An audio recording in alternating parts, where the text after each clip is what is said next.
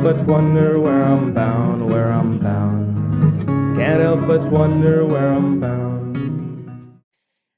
All right, everyone, welcome to What's the Rush podcast. And this is where world-renowned leaders share the transformative insights that they've discovered kind of in life's quietest moments, maybe from the peaks of achievement or the depths of challenge.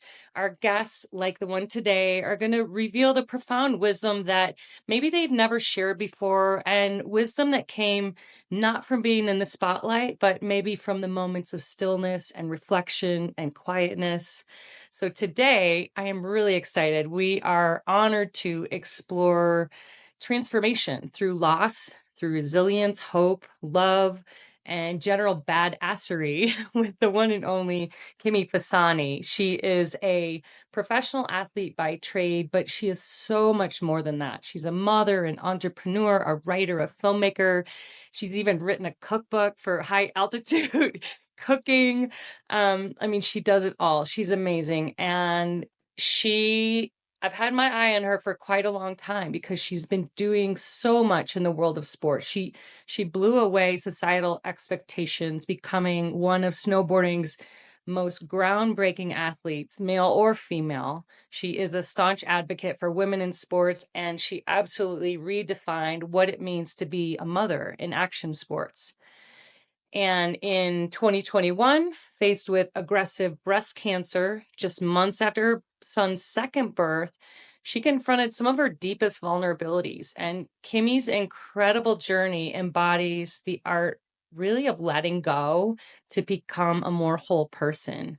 And in her words, reclaiming her body and power through this epic health challenge. Through this intense stripping away of physical and emotional armor, Kimmy has discovered an amazing, unprecedented strength underneath all of it. She even returned to claim podium spots at the Natural Selection Tour shortly after finishing cancer recovery. And her story through all of this, motherhood, injury, cancer, navigating a pro athlete career, is captured in this beautiful, beautiful new film just released called Butterfly in a Blizzard. And it is so amazing. It really reveals how our greatest challenges can often be our greatest gifts and chisel away everything that isn't our truest self. And the title is amazing because it captures her core philosophy about finding light in darkness, or as she puts it, the sun is always there. You just have to find the light. So the documentary was filmed over 6 years of intimate personal life, from changing diapers to family dinners to arguments and struggles and being a pro athlete and being on tour. And the journey chronicles all of these parallel transformations, showing how she really maintains such grace and authenticity while facing life's biggest storms. I've watched Kimmy through her career, and I am so in awe of her strength and her ability to seamlessly handle anything that's thrown her way with grit and grace and courage and vulnerability. She is an absolute icon and leader in the world of elite sports. So today we explore her profoundly transformative journey. So please welcome the one and only Kimmy Fasani. Hi, Kimmy. Hi. Wow, that was so nice of you. So many kind words in there. Makes me feel like a I superhero. you are a superhero in so many ways, and I have had so much fun getting to see an early screener of the film and then going even deeper. The film actually made me want to dig deeper and look back at other things and really kind of explore. I knew you, as the public knows you, as a friggin' amazing professional snowboarder, first woman to land double backflips in the park, in the backcountry, and just doing so many cool things. And that's what I knew about you. And I felt this resonance towards you because we share some of our athletic sort of trajectory and career in different sports. But I didn't know until I saw your film about really the depth of your journey and how much stronger you are than what it actually appeared from the outside of like ripping through snowboarding and doing double backflips. The film is it's insanely intimate. I have to say that. Yeah, it's definitely a huge deep dive into this unknown territory that we didn't really think we were going to expose. But upon starting the film, we just realized pretty quickly that it's so helpful to see other people's challenges in a way that makes us feel like we can relate. And so that's kind of what opened up this whole concept of filming for so many years. Yeah, I mean, that might be a good place to start because when you watch the film, you'll see that it's basically like a giant home movie of a friend of yours just being part of your lives and keeping the cameras on, even when it's not pretty and even when it's actually pretty ugly and scary and awful. And you started out with the intention in this film, not knowing you're going to, have all the challenge that we're faced. You started it really to showcase motherhood in sport. Is that right? Yeah. So when I became pregnant with our first son, my mom had just died, but I had also just come off winning Writer of the Year. And so I was in this very interesting pendulum of life, the highest peak of my career and the lowest low of my personal life. And my husband and I, Chris Benchetler, had really prioritized career. We had been married for 8 years. Prior to that, we had been together for 8 years. So we had been in this long-term relationship and never put kids first and how we were going to start a family. And when we got pregnant, it was this beautiful moment of time because every single one of my contracts was up. And it was a choice for me to say in my own mind, what do I want? Do I want to keep pursuing this sport or do I want motherhood? It really didn't seem like there was another option. And instead of having that be my path, the why, I decided to ask Donna Carpenter, who's the owner of Burton Snowboards, if she would help me rework the contract verbiage to support my pregnancy journey, maternity, asking for things that I wasn't even sure I would need, like a companion to travel with me while I was breastfeeding for a couple of years. And she was so open-minded and willing to explore what this would mean. And as an athlete, and I'm sure you can relate, it's like all of our contracts are confidential. So none of this was being shared. I wasn't allowed to talk about what the verbiage was or how it was being talked about or changing. And I was just so incredibly grateful to be with a company that had a woman that was running it because she was also a mother. And I could tell that she understood how scary it was to stand up and ask these questions. And also, she knew how motherhood changes you. She had already had 3 kids, she knew what I was entering, but I didn't. So just her willingness to support me and hear me and change this verbiage made me feel so much more confident that maybe I could navigate both my career and motherhood. Yeah, you're like, okay, I want to do both because I'm Kimmy. I can do both. And how is this going to look? And I love that there was a woman in leadership in sports to actually go to. Do you think if she hadn't been there and your contact had been male, would you have gone with the same request? Yeah, I'm delicate to answer that no male would support me, but I also feel like I just had a compassionate leader that understood my question and my curiosity of what I needed. And so I felt like that was super compelling for both of us to go down that road because then the other leaders amongst Burton quickly supported the journey, but it was really this step into the unknown of athletes' contracts didn't include any type of coverage for being pregnant or maternity.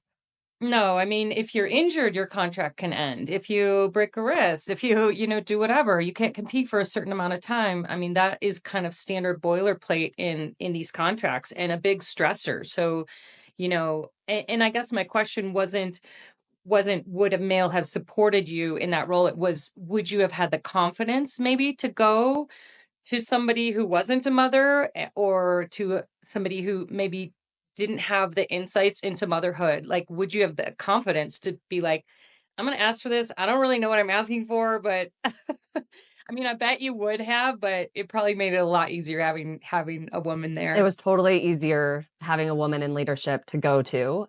And I think from my perspective, even then it was super scary. So I guess to answer that question, yes, I think I would have been in complete intimidation factor of they are going to know that I'm pregnant when I'm asking this question and they are going to drop me because they don't see that is longevity.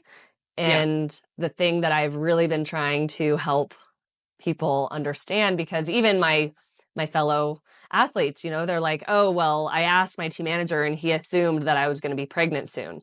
And I think that's this narrative that I'm trying to break down, is instead of us having to come and ask for it, let's just encourage all brands across all sports, all employers. Let's just include this verbiage so that there doesn't have to be a request, because then there is no assumptions, there's no guessing, there's no expectation. It's just that women are allowed to be themselves and explore all facets of what we're capable of doing in our bodies without having this figment of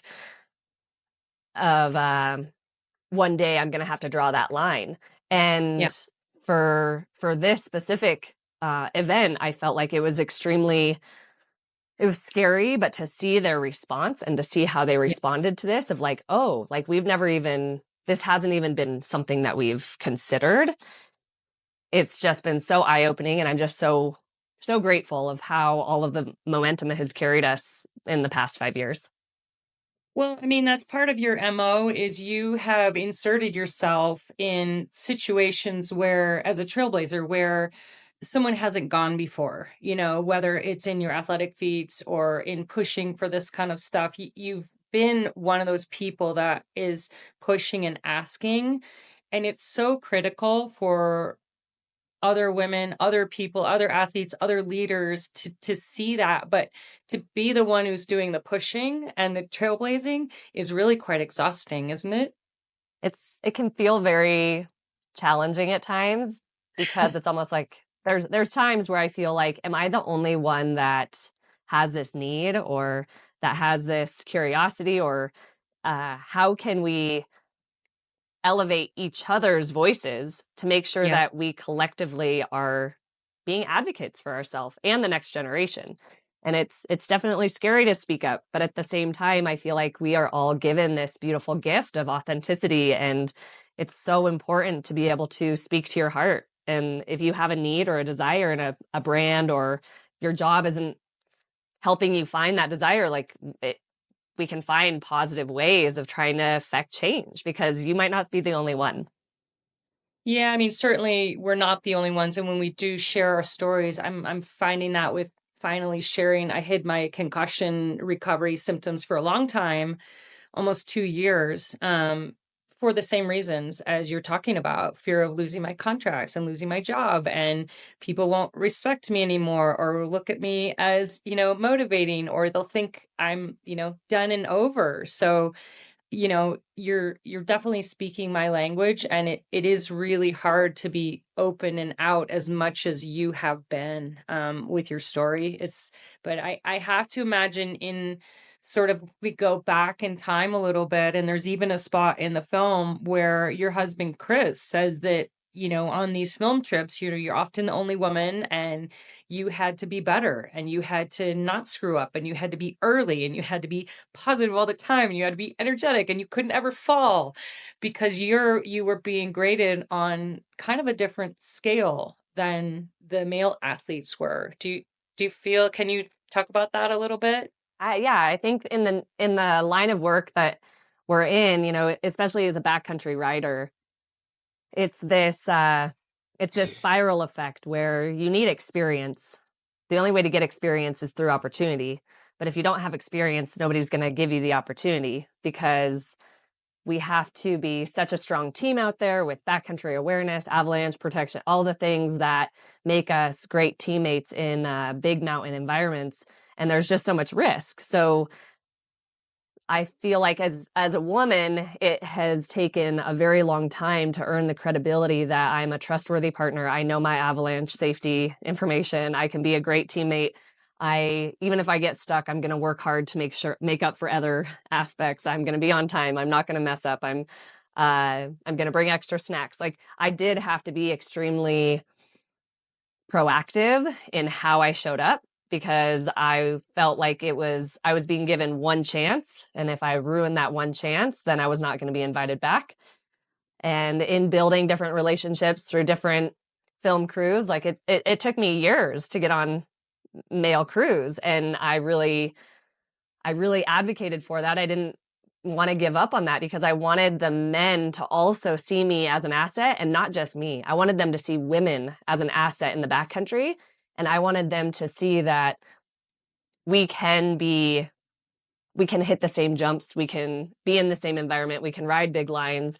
We can add safety information when we're seeing it. Like, I wanted to just show that when the men also see that we are a great teammate, hopefully they include more of us. They speak up for us when we are being challenged by different environments, whether it's pregnancy, maternity, injuries. They're standing up for us as well, the same way I would hope that I would stand up for them, and really looking at it as like growing the sport collectively and seeing us all as this authentic body that are inviting other people in.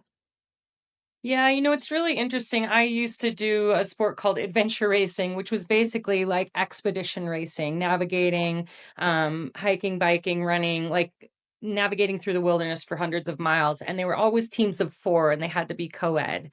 And typically there was one woman on the team, usually just me. I did some women's teams later on once I established myself, but usually you're racing for 7 to 10 days with the same mandatory equipment on your back, the same mileage, the same everything, you know, women and men. And it was really interesting. And I'm sure you saw this. I'd love to know more about how at different times over the week, over the 10 days, some people were stronger, some people were weaker. You needed to give a hand or take a hand at different times.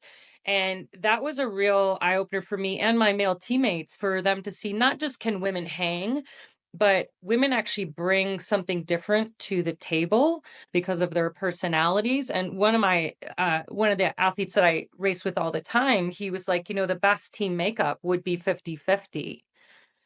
50% female, 50% male, because then you're getting the best of all the things. And yeah, the guy might be 6 feet tall, 200 pounds. So a 50-pound backpack to him doesn't feel quite as heavy, but he may not be the collaborator or have different skill sets that are maybe what someone would call soft skills, you know, in the leadership world. So do you feel like that? Like, I know you're advocating that women belong there, but did you feel like you made progress in that? Not only do women belong, they actually bring more to the table than in a mixed crew than if it were single gender crew. I'm completely, like, absolutely 100%. I think that when we are out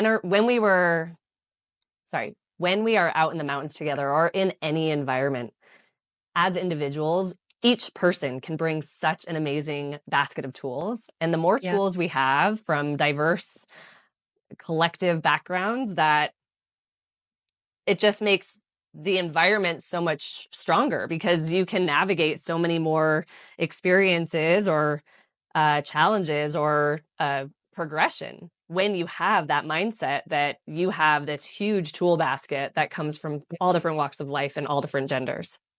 Yeah, I love that. And yeah, you've absolutely paved the way and opened the doors for so many people in so many aspects of life. It's incredible. Like, I already know that I want to have you back on this podcast because I have like 10 pages of amazing notes and things to dive into. I want to transition a little bit into kind of something that also struck me, that I've really felt a resonance with you, was the images in the film of your mom's home movies, of like you playing in the snow and she's doing this voiceover, and like your mom was like an early filmmaker, and you're just playing this joyful kid by yourself, like making snowballs and doing stuff. And I love that just childlike curiosity, and that to me seems like I want to know more about, like, that seemed like it birthed, you know, your career and, you know, the way you wanted to spend your time, and you probably didn't imagine what it was going to become, but just that childlike curiosity and playfulness was so beautiful. And I still see that in you, in the later parts of your film, where you're like, after your, you know, cancer treatment and all that, you just needed to go out into the wilderness and play. So can you talk a little bit about kind of your early getting into sport and the outdoors, and then what is it what does the outdoors give you and mean to you? So my mom was an incredible woman. She was a nurse in Tahoe. She moved to Tahoe to be a ski bum, really. She wanted to be on the ski patrol, and she had already got her nursing credentials. So it was like the perfect way to her entry into a mountain town. And having me, she was 39 years old later in her life, and she was an incredible single mom. And a lot of what we did together was hiking, swimming in the lakes, playing outside. She inspired me to like know my thresholds in the environments, always pushing me. We never really were fair weather skiers. Like it could be snowing or raining or whatever. We embraced what the environments had for us. And she never made me fearful of what I was capable of doing. And I think her willingness to create me as an independent child, really letting me go outside by myself and explore things. And because I was an only child, I didn't have siblings to like birth my creativity. So a lot of it had to be done on my own. And I think that, and then my dad was an avid hunter and fisherman. So those were my two. Whenever I was outside, I was doing something that was really fun and adventurous and not just team sports. You know, I was exposed to so many different ways of spending time in nature. And from an early age, especially after losing my dad to cancer, I had been a gymnast. I had gone through a lot of injuries, and that I had found snowboarding already. And so that created a huge pendulum for me because that drove me to the mountain more. And I was only 14 years old, but I would find a way to be up there as much as I could. I joined the snowboard team, and just being out in the mountains gave me this different persona. It made me feel free. It gave me a sense of peace when I was dealing with loss. And I felt like the progression of learning a new sport was so eye-opening and so healthy because it wasn't necessarily parting or getting lost in the grief element of how to mask my pain. It was allowing me to like release my pain in a really healthy way of finding my own body's limits. And time in nature, I feel like it's the space around me that creates the healing environment because I'm not in a tight space and wound up. I can express myself, and I can just listen to the senses around me, and it just grounds me. And I feel like so many of us can find that if we are going through hardship. It's taking a little walk or finding a peaceful spot to sit even in nature. It just gives us this environment of we are so small in this big world, and hopefully nature can help us overcome what we've gone through.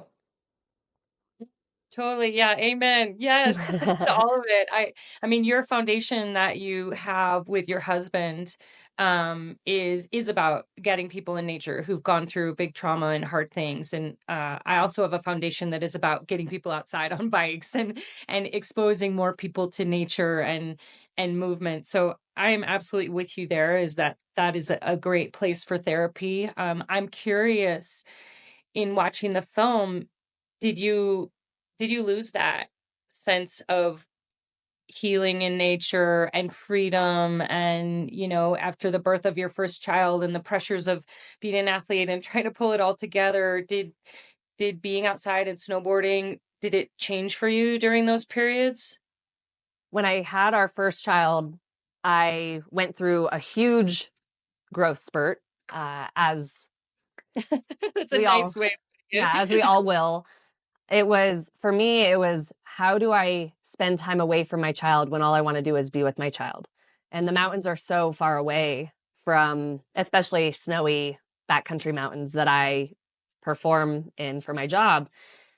They were so far away, and it just gave me so much anxiety because I had gone through a lot of childhood trauma that really questioned my trust with whoever was going to be with my child. So I went through this huge segregation of my heart where I had to hold space, and I still had to try to be on my snowboard, but it was so challenging. That first year, especially becoming a new mom, just trying to figure out how I could live up to what I thought I could and trying to remove the expectation. But also I had the industry that I felt like I had to prove myself to because I had just fought for all of this verbiage. I was seeing so many other women in different sports, surfing, tennis, soccer, basketball, that were doing it. And I just felt so stuck. I didn't know how to do my job and be far away and also know that my child was okay. So I think in that first year, it was a lot of learning and growing. We traveled so much with our first, which was incredible, but also extremely exhausting. Going on photo shoots and in these film trips. And I think we ended up going to 8 countries in 15 months, trying to both do the handoff because my husband is a professional skier in the same conditions I am. So it's not like I had a partner at home that was able to trade off with me. We would both be going out together. So that was also like this huge stripping of just learning how to trust and learning how to accept and learning how to let go and letting becoming a mother teach me more about myself. And what were you letting go of? I was letting go of the control that I've always found so helpful. I think as a professional athlete, we learn how to control our environment so that, especially in the mountains, you know, snow always changes the landscape. So I never know exactly what I'm going to come across when I'm in the mountains. It's how the snowstorms lay down the snow can change your canvas of what you think you're going out to. And the one thing that I was always able to do was like control when I showed up, how I showed up, my mentality, how prepared I was. And then everything else could be a variable, but at least like I had myself. But when I became a mom, it wasn't just me. And I had to control, I couldn't control my heart and my feelings of leaving my baby. And, you know, there's also the component of risk. I get the question a lot, like of risk in the mountains and what I do. And there was an element of that too. I would say in the moment, I didn't feel like I was having to make subjective movement with how I was going to show up in the mountains or what terrain I was going to ride. But there was definitely an underlying element of like, this baby is relying on me for food. And I was only breastfeeding. And it was just, there were so many elements that I didn't have parents to talk to about it. So overall, that whole first year was just like this very dynamic amount of change that opened my eyes to what so many women before me had gone through. And I just now understood why in action sports specifically, there weren't as many women that were becoming moms because it was so much to navigate. Yeah, that's huge. I love how you talk about the sort of unpredictable canvas of the snow and and that you could show up prepared as an athlete, but now you have this double unpredictable canvas of life, and suddenly you're showing up kind of a hot mess at times. And so how did you accept yourself and say, okay, like the former Kimmy would have had it all in control and brought extra snacks and been that absolute asset on the expedition, but I am stretched really thin and I'm showing up in this way. This is what I can do. Like, how did you kind of come to terms with like letting go of that perfection and control? It's a great question. This film, as people watch this film, you'll see that again and again, these storms of life hit. And it's almost exactly at the beginning of each season that these storms hit me. And it was a huge wall of resistance that I felt like I was facing. Like here, I thought the biggest impact I was going to have was getting back on my snowboard, winning Rider of the Year again as a mom, and doing all the things that I had worked my whole life to develop a skill set for. And through the resistance, though it was the most challenging lens to see the reality through because I felt like I was being restricted I didn't understand. Like I finally got to this point, I fought for the verbiage and I have it. I have the whole industry's support. Like, why can't I just show up? I realized that maybe my impact was not on my snowboard anymore. And it didn't mean that I was never going to get there. I just started thinking, okay, well, if I'm not able to be on my snowboard in the way I want, how can I try to change other landscapes of the industry, and how can I be an advocate? How can I mentor? How can I support women in the sport? How can I help other women include this verbiage? Or what trips can I go on that would make me feel connected to myself and my child? And that's where we really go into, like, when we go on the Svalbard, the boat trip, that is such a pivotal moment of our life. And also, as people watch this film, it's such a beautiful process to get to that moment, because it becomes this unfolding that I never imagined. And it made so much sense while I was there, what I needed. So, in 2020, hindsight is 2020. Are you saying that did you kind of reshape your definition of success or winning? Is that what you're saying? Yeah, exactly. Instead of, well, I would try to show up and film with my sponsors while they were making movies. And when Koa got sick, that was the first day of me showing up to film. Mm-hmm. And we were medevaced, and obviously my child was my first priority. And so it was like throwing in the towel. And I started realizing that if I'm not going to show up on my snowboard, what can I do to make this industry more accepting of these transitions that women's need to become parents? Because very quickly for me, I realized maybe I needed a whole year off. I didn't know that when I signed my contract with all the new verbiage. I advocated for 3 months, but I had C-section, and so much of what I do on my snowboard is like this connection between your hips and your torso and your shoulders, like being able to control your body down really steep terrain or off really big jumps. And for over a year, I felt completely disconnected from my core. And so it was also like that transformation of like, I am not the same rider. I need time to actually get strong again. I've had crazy abdomen surgery, and my body just needs time to get strong again. But I hadn't even thought of that as like something that I would need to overcome or navigate in that process. I love that you didn't leave your sport and didn't leave what you love, and instead just shifted your impact. I mean, it's part of what I'm trying to do with this podcast and even talking to you and the films I've done, is that and I went through a period maybe a little bit similar to you, but not the same, obviously, but challenges of like, okay, what is my identity? If I'm not a pro athlete, do I need to go back to school and like get a totally other job? And it's taken me a while to actually sort of shape and mold the clay a little bit differently and say, no, I don't have to kill the athlete and like retire her. Like the word retirement as athletes always kind of rubs me a little the wrong way. Maybe you retire as a competitive athlete, but not retiring as an athlete. So I love that you are that kid, like I said, that kid playing in the snow on your mom's home videos. You're still that person.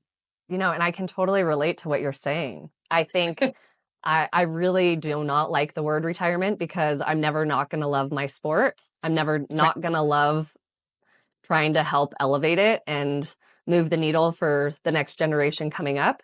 And I think as you are speaking, it makes me feel like it's this pivot. Like, how many times can you re-evolve and evolve your career? And if one thing doesn't align, it doesn't need to be a dead end. Like, find another path that still fills you and like is fulfilling, because to me, I could not imagine my life without this sport in it, and the mountains and the community. And I think while I was going through cancer, like that was my biggest realization. Here, I thought, okay, I'm done. Like, I can't take anymore. This is so hard. The last thing I need to be thinking about is like my FOMO of all my friends out on the mountain right now, because that just hurts my heart even worse. But I truly think like the more that we can pivot and reshape the definition of what it is to have longevity in our careers, especially as women, we do not have to accept that word retirement. We always can find a path of growth and inspiration and fortitude until it's something that we don't want to be in the spotlight anymore. And I just want like the young girls to know that there isn't an age limit, and it can be something that is explored for their whole life. Because for me, snowboarding has given me so much, and I just want to give back to it the same way it's given to me. Yeah. And I mean, even for people listening, obviously, Kimmy and I are such big advocates of people being out in nature doing any sport at any level. Like you don't have to, you could become a professional snowboarder or a professional athlete, but you don't have to. It's not either or, that if being outside and athletics are part of your life, it's one of the biggest mental and physical health happy pills you can take for longevity and relationships. And it really is, as I believe it's sort of the secret power that we all have access to in whatever way we can be outside and move. Did you feel like during you had, maybe we'll go, oh gosh, it's so hard to decide where to go with you. Let's go into the cancer diagnosis, and that I think it was a year of really brutal cancer treatments and away from your family. And like you said, loss of identity and like, am I going to live facing your mortality? I mean, that is such a massive, heavy experience. And as you talk about it now on sort of the backside of it, you seem so positive and like, yeah, I went through this. But can you talk a little bit about maybe what you were feeling at the time and kind of what got you through? So coming out of COVID, Chris and I had a baby during COVID, which was probably the biggest blessing that we as a relationship could have gone through, because it was just like, I know that time is very sensitive for many people, but for us, it really brought us back together. We had traveled so much of our life, and we were starting to drift on different paths. And so we really need to come back home and just like settle into this routine. And our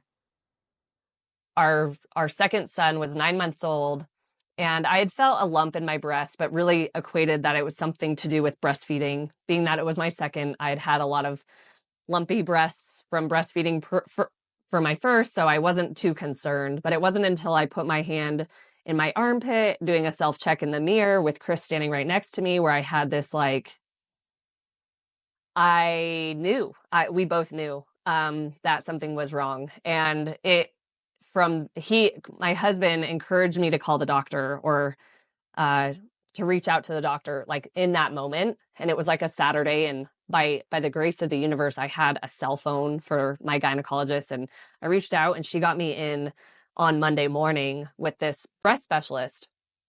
And I was going into that appointment ruling something out. It was not, I wasn't certain by any means that I would have breast cancer. And to be completely transparent, I didn't even think that there was a chance, because I felt like I was living a life that was healthy, active. I ate well.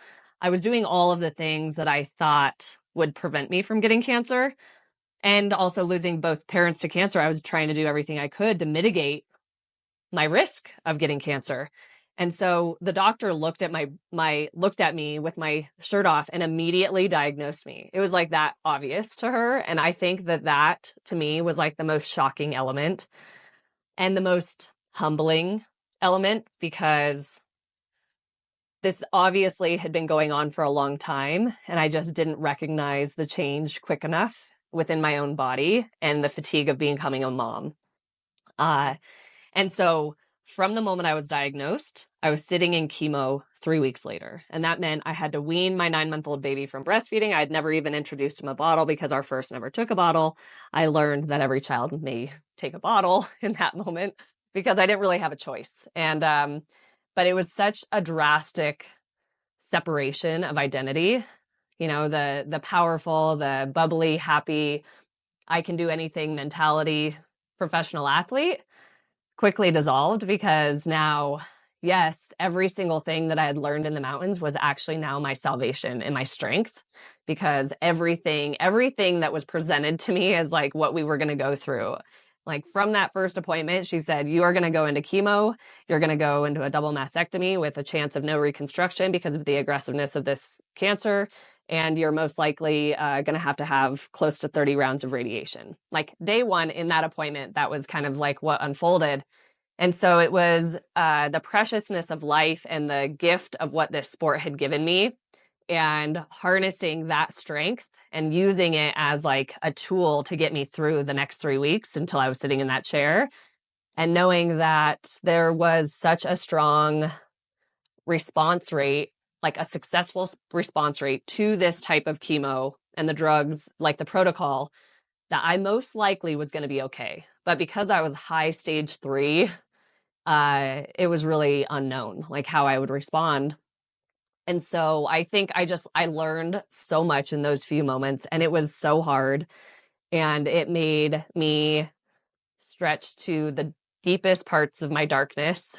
And it put me in a place of like depression. I was struggling in so many ways, but I also I was so incredibly grateful for the community I had, the resources I had. And I'd always been a semi-private person, even on social media. You know, people didn't really know who I was. In the moment of my diagnosis, once I started talking about it, I felt very compelled to start sharing, because if I was this scared, I could only imagine how so many other people were scared. And there's so many questions that you have to answer so quickly. And there's this sense of isolation. You feel like you're the only one that's going through it or that feels this way, because it's just not really talked about. And I felt like that was really this turning point for me, where I was like, even through these dark moments, I need to be able to express myself for my own healing and my own just recognizing that this is hard and like admitting it. Because I think as professional athletes, I don't really ever say I can't do anything. I always have been like, I can get through anything. I can do this. Like, even if I fall, I'm going to get back up. But this one was a very big exclamation point of, I don't know. I don't know what my fate is. And just trying to be a member of the community that others could look to for realness, and also for compassion, and to share that I was there, not just for cancer survivors, but I was there to be, to show a real lens of what it might look like, so other people didn't feel alone. I mean, our typical reaction, it's a physical reaction when we're hurt or injured, and animals do it too. It's called guarding. Like, it's very typical. You probably know it from kids, you know, is we want to close up and protect ourselves and not make ourselves vulnerable. You have literally like opened yourself up. Your husband is an artwork on your chest that you've put out into the world, is beautiful artwork, and you've literally done the opposite of what is our normal, like, primal reaction, which is to hide from danger and pain and fear. And somehow you didn't hide from it. You literally threw your arms open and basically said, here I am. Like, how did you do that? Uh, I think what you've just said is like so beautiful and so eloquent, because it's true. I think it's the first reaction is like, I don't want anybody to see me like this. Or I just need to protect myself. This feels so scary and so vulnerable. Having 2 young children, and through the film, like, you see that just a year and a half before all of this, our 2-year-old almost died from kidney failure. It's I needed to show my kids that I was going to be okay. And my oldest, the one that went through his own sickness, was terrified of doctors because of his traumatic experience. And the doctors were phenomenal, but it was just so scary for him because he didn't have language, and there were so many needles and so many things happening that were just so out of his control. So he always had this fear, especially coming back out into COVID with everybody wearing masks. Like, it was this terrifying world for him. And so I needed to show him that doctors were going to help me get better. And I wanted to change the narrative for him, because so often we share these stories of everybody dying from cancer. And especially with young ears, I did not want my kids to hear that. I wanted them to hear how we can navigate the journey, and that there's a lot of unknowns, but I wanted to give them signs and symbols that like they would be able to follow as empowering elements for them. And so I found these books online And one of them was called the Cancer Party. And my oldest son is he loves reading. That was his baby blanket. He didn't have any toys or anything. It was just like reading was his nurturing element. And so reading that book to him, it gave him this clear picture that I was going to lose my hair. And then when my hair started coming back, he would know that I was getting better. And there was a lot more to it, but it was just like this visual I was trying to show him. And so before I went in for chemo, I knew that I was going to lose my hair probably by the second treatment. And I quickly did order cold caps and all of that. And then in talking to my doctors, they were like, it takes a lot of work. And yes, I appreciate anybody that has to go through it because I understand all sides of this and everybody has the capability of making their own decisions. So I also don't want to be insensitive to what other people have gone through or their choices. But for me, my personal decision was, okay, if I'm going to lose my hair anyways, I don't want that to be a fear or a weight that I'm waiting for or like anxiety. So I shaved my head before I went in for my first treatment. And we kind of had a party. My husband and I both shaved our head because I wanted my kids to see that it was a choice. My hair didn't define me, and I wanted them to see that it was okay. I was going to be the same mom without long hair. And I also felt like it was a huge identity of mine in snowboarding. I always had long hair. I had a side braid. Like that was kind of like how I felt my most confident. I had always worn hats because I didn't like my wrinkles on my forehead or whatever, like all these little nuances of like how I kind of shielded my persona amongst my attributes. I decided that in this moment, I could let down my guard and like just allow myself to be the spirit inside. And my body has gone through so many transitions and metamorphoses. I no longer have breasts. And it was I felt like it was extremely freeing to get to a mental side where I could be accepting of myself without breasts, without hair, like feeling curiosity of people looking at me, wondering what I was going through, but also the curiosity of my own heart, like, what is this turning me into? Who am I without all of these things that have identified me as a female? And it was the most liberating feeling, just being able to sit there and accept that I was still the same person inside and I didn't need these elements to identify me anymore. The way you tell the story, it makes me feel like your kids actually really helped you in this because you were doing this for them and in return you were feeling it yourself. Yeah. Like if you were being strong for them and normalizing it for them, and in turn that energy was coming back to you. It feels like what a gift. I do feel like it was a gift. I had to show them at a very young age, like how we can still have hope and acceptance for ourselves no matter what we go through, and giving ourselves the power of choice. And that's choice of mindset. And don't get me wrong, like there were still extremely dark days, and I ended up doing treatments away from my kids because it was really, my skin was so painful that them crawling on me, which I still feel, it's like so, it feels so sensitive to talk about, but like it hurt to have my kids on me.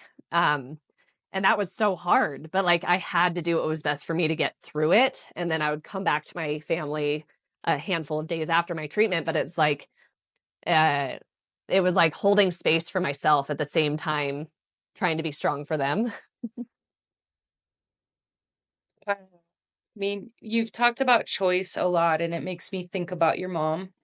And you've had a lot of a death in a young life, in a short life, with your father, your brother, your husband's family members, you facing your own death, and your relationship with your mom seems so incredible. And she died in 2019, is that right? Yeah, my mom died in 2017, in January of 2017. Yeah, and there's some parts in the film where she's actually have her voice, reciting some meditations and talking about, do you want to talk about, her passing and leaving? And I recently lost my mom too. So this is also sensitive, but it was such a beautiful part of the film, and your relationship seemed so wonderful. And you talked about choice. That's why I brought it up, because you can tell the story, but you know, she had cancer Yeah, and made well, a choice. yeah, and I'm so sorry for your loss too. It's never easy to navigate loss. And I feel like when we do go through loss and then we find other people that go through loss, it's like this interconnected web of comfort, because Yeah. grief is very sneaky and it can play really dynamic roles in how our mental health operates. And so yeah, loss is challenging, and losing her was definitely a huge, I felt like I lost part of myself, really, like half of me, because she was such an incredible woman and taught me so much and supported me and like gave me the gift of pursuing something that was so passion driven. And she really gave me this opportunity to choose my path. You know, she didn't force me down one road or the other. And when it came to how she wanted to end her life, it was up to her choice. And being a daughter, supporting her, navigating her end of life was also very dynamic and hard. And yet, I just imagine her standing at the bottom of these contest runs with me hucking myself off these huge jumps and going, oh my gosh, like this is what I let my daughter choose. This is terrifying because there was so much risk involved. And so we had this great relationship of trust. And I trusted my mom to make the best decision for her and her life. And she trusted me with what I was doing with mine.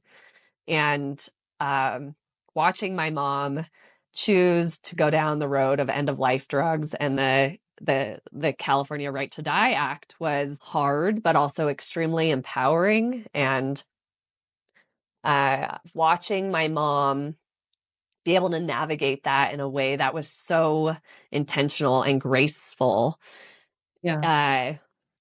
also showed me that like we can't control how we do a lot of things throughout our day to day. You know, we don't know when we're actually going to die.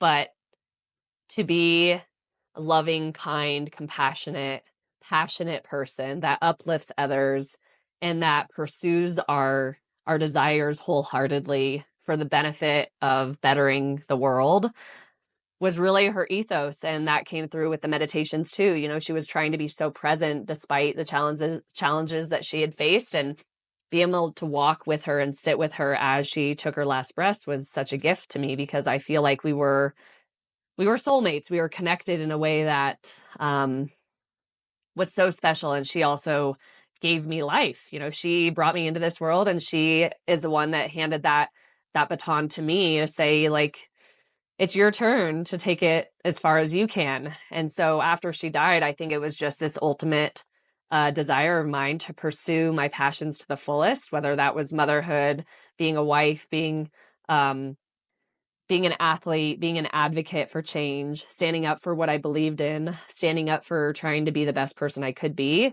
And I'm so grateful for the relationship we had, because it ultimately is why I now have lived the life I have and have fought the way I have. Yeah. I mean, she shaped you and you shaped her as well. I can just see her like standing at these competitions with your mom being there, just being like, what?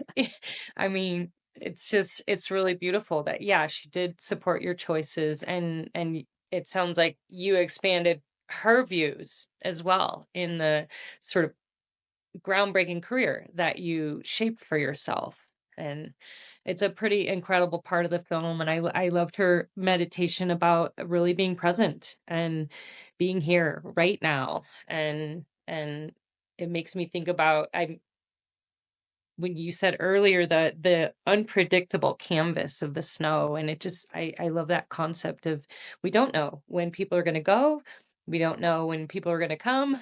We don't know when contracts or situations are going to end or begin. And yeah, she sounds like a really, really beautiful, strong woman.